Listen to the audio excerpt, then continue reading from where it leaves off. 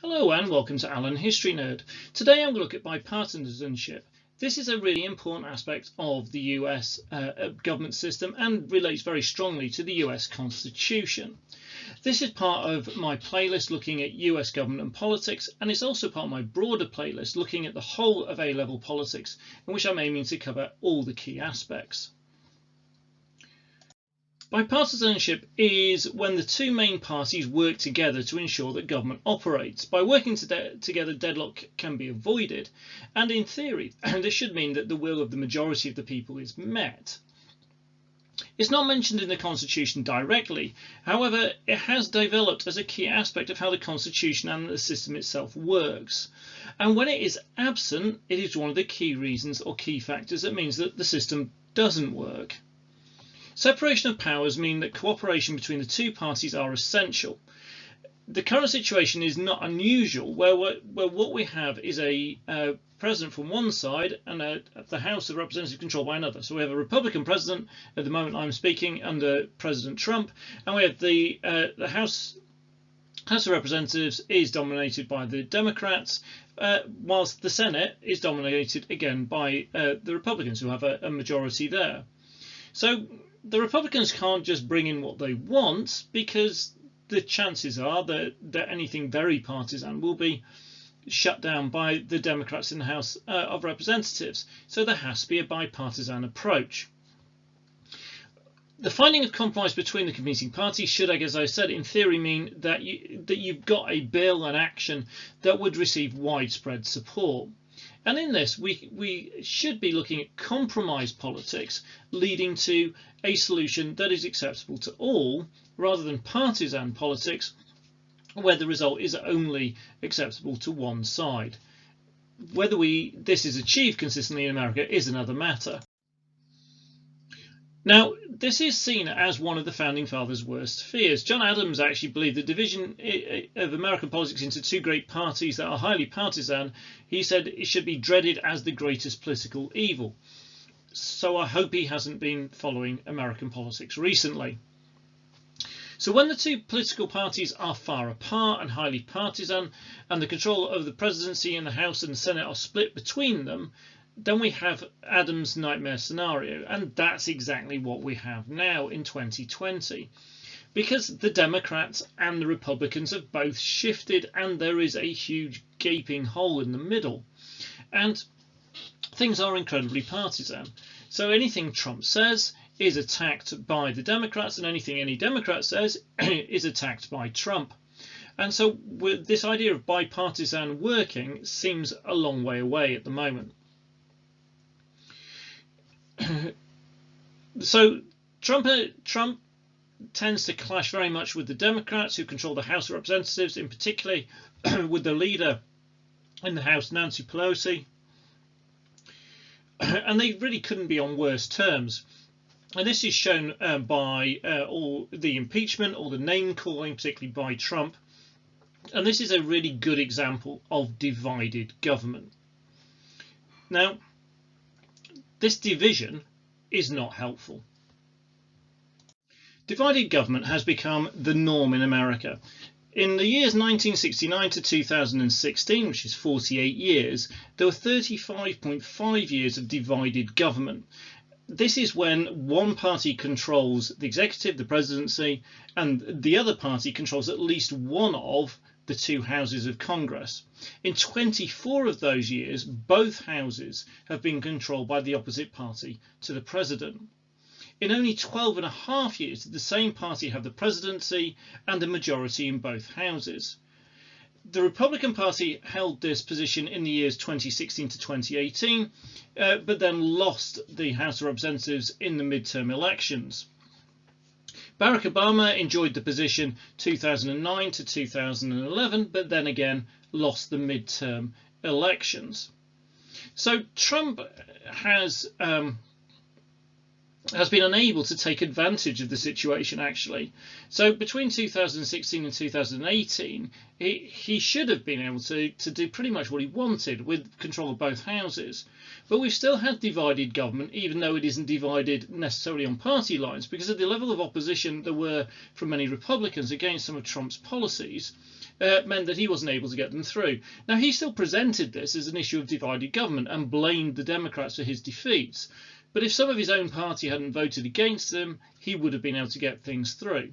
Now, that situation has shifted after 2018 with the result of the midterms.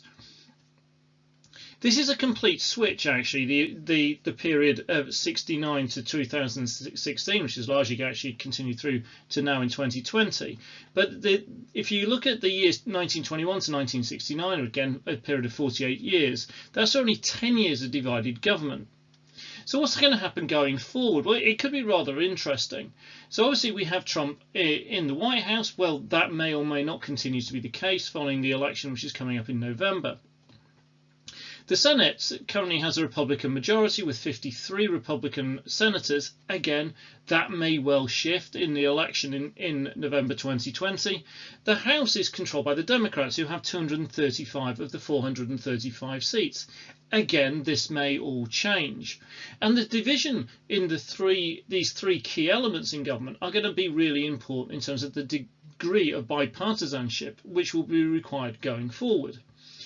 There is a possible scenario in which either one of the parties could end up with control of all three aspects. Again, looking at the history over the last 50 odd years, that seems to be unlikely. Now, divided government, it is argued by some, is more effective, because what we see is greater scrutiny of bills and of the president's actions, such as nominations of people for the judiciary, or nominations of people for their own cabinet positions in the federal government. Better scrutiny of their treaties that they sign with other countries, better scrutiny of their budgets. Trump has certainly been restricted in what he can do and put under a great deal of scrutiny, particularly over the last 2 years by the Democrats in the House of Representatives.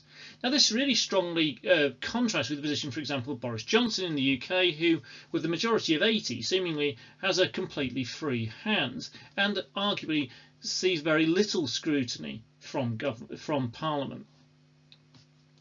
Though that, again, this is something that isn't necessarily as simple as the numbers and may depend on the actual bill or policy in hand. When a president's party has controlled Congress, scrutiny has been lacking.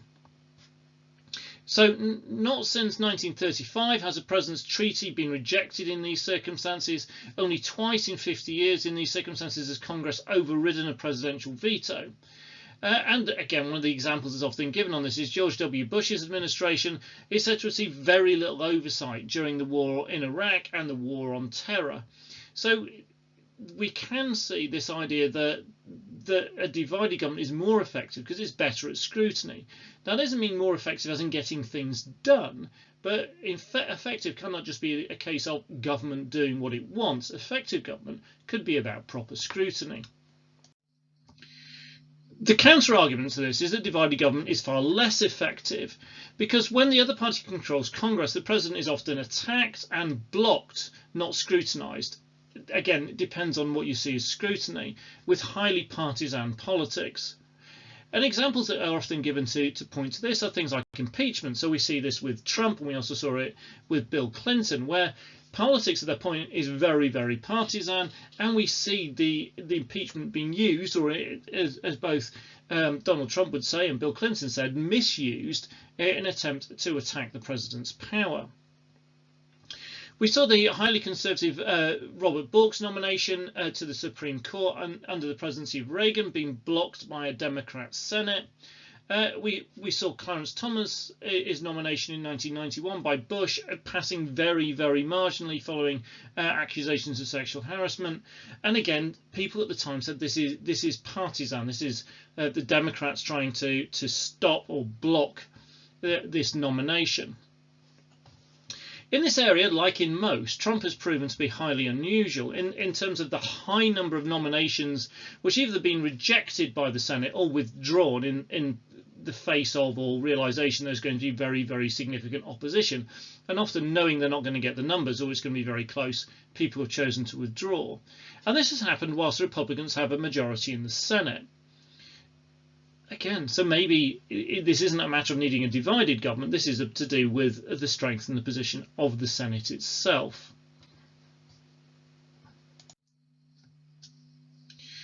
We have seen a great failure in bipartisanship in recent times in terms of budgets. So Congress controls the purse strings and the president leads the agenda. So we have seen the budgets of both Obama and Trump being rejected. So Obama's budget was rejected by Congress in 2013, and there was a failure to reach a compromise which led to a 16-day shutdown of federal government. This was largely due to disagreements over the Patient Protection and Affordable Care Act. Again, in 2018-2019, we see Trump's budget being rejected, and this failure led to reach a compromise immediately, led to a 35-day shutdown of federal government, which is the longest in the history of the USA. This was over the funding of Trump's war with Mexico. Initially, this was rejected by Congress, in which both houses were actually controlled by the Republicans. So at that stage, it isn't a bipartisan issue. We then have the midterms and we have the change of the guard. And again, then there has to be a bipartisan approach as the Democrats took control of the House of Representatives. There was then a bipartisan border bill produced, which went through both houses, but Trump announced a national emergency to try and bypass this. So what we're seeing here, you could argue on one side, is a real failure of bipartisanship, because it's got to such a point of partisan politics that the budgets have been rejected, and this has actually cost the USA potentially billions of dollars in terms of these federal government shutdowns, for people's livelihoods and jobs at risk, and it's a real sign that the system is failing. The other side would say is actually the system forces the two sides to ultimately work together. So this might take them 16 days in the case of Obama, or 35 days in the case of Trump, but ultimately some kind of compromise has to be reached. Again, from a British point of view, we would look at this kind of thing with absolute horror. This is something we just really are not used to seeing. And if a budget was to be rejected by Parliament, we would expect to pretty much immediately be heading into a general election. But there isn't that flexibility in terms of election times in America. And so we're looking at a very, very different system. And bipartisanship is a really important part of that. Thank you very much for watching. I hope that's been useful. If it has, please click on the like button.